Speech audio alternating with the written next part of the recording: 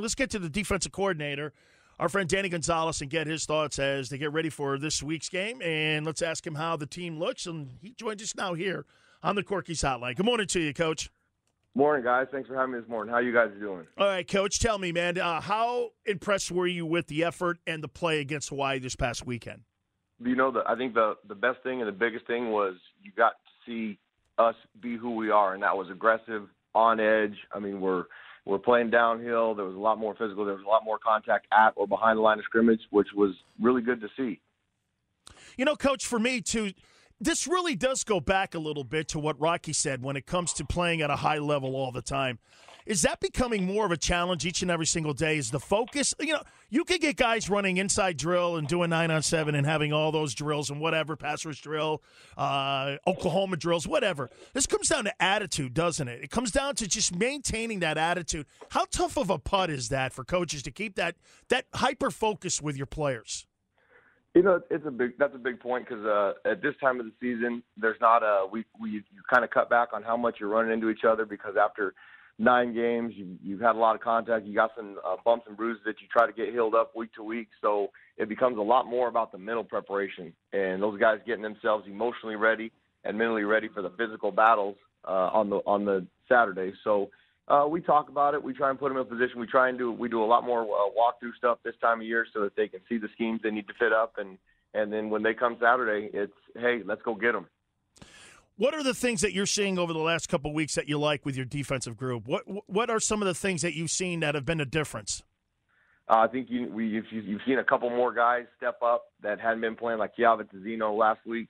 You saw him come in. He led the team in tackles, was very aggressive downhill, brought a little spark to it, and those things are contagious. I mean, it was fun to see those guys flying to the ball, knocking those guys around. I mean, Hawaii statistically coming to the game was averaging 480. I think they had 195, and our guys took a big challenge to making sure that we gave our offense some opportunities and didn't let them get started on offense. You know, Coach, sometimes when, you know, you're in a small rut and you're losing some games, you find guys like you just said that love the sport and love the game. Have you found those guys, too, in some of your depth? Because, again, you know, everybody's been in this position before. Hey, you guys can't do it? Let's bring the second group in. Have you found that? Have you found a bunch of those guys? You know, we're getting a lot more young guys stepping up, just like you say. I mean, we had Dwayne Johnson come in at safety, did a great job for Parker, who was battling a little bit of an injury. Kialva stepped up. We had a true freshman, J.J. Glass, who played on the D-line. I mean, and you'll hear Coach Long say it all the time, the closer you are to the football, it's hard to play as a true freshman. And we had those guys step up and bring a little bit of energy, and the older guys are kind of staying in line. So it was good to get back to who we are. I'll say this to you, Coach. Okay, let's go back 2 weeks and say, okay, you guys surrender 27 points. You give up 7 points against Hawaii. In that span of maybe 7-8 days, what did you see that was a difference? I think the big difference was the aggressive. If you put on the film from Boise and Fresno 2 weeks ago and then Hawaii Saturday, we just played more aggressive. And it might have been some mental preparation, emotional preparation for those guys. I mean, like you said, in all things, winning solves everything. We got up early. We got a little bit of confidence. And when you play with confidence, you've got a chance to be very, very successful. And we kind of played with that more confidence than we did the previous 2 weeks when we got in the rut. We didn't press. We stayed to the plan, and it kind of worked. DC of the San Diego State Aztecs, Coach Danny Gonzales here on San Diego Sports Leader, the Mighty 1090. Coach, what are the things you want to see get better over these next couple weeks? I think we went through our fourth game without a turnover, so we need to change that. I mean, we thought Trey had an interception. I haven't seen the TV copy of it yet, but on our film, it looks like a pretty dang good catch. So we had a couple more opportunities. We had our hands on some balls, which was good. Since we were ahead, Hawaii had to throw, so we had a couple opportunities to make those plays. Hopefully, as we keep going through the end of the season, we'll continue on that path. We'll make some more turnovers, get back up there in the rankings and the turnover margin, which I think outside of points is the most important statistic. And as we can keep improving on that, we'll just keep moving the program forward. Yeah, our coach used to always say, I don't give a crap about yards, this and that. I just care about points against. As long as no doubt. Number one stat in football, points against. That's right, man. That's tough, Coach. Hey, you give up maybe a couple here, you give up 200 here, but if you're still winning games 35-7, your coaches look at you and go, you kept it under 12 points. We're good, right? Exactly right. Give us a little scouting report on San Jose State this weekend. They've got a lot of really talented kids that are very young. Got a redshirt freshman quarterback who got hurt early in the year. Looked very similar to Armani Rogers at UNLV at the beginning of the year. He's come back from a knee injury. Their running back is a true freshman, Tyler Nevins.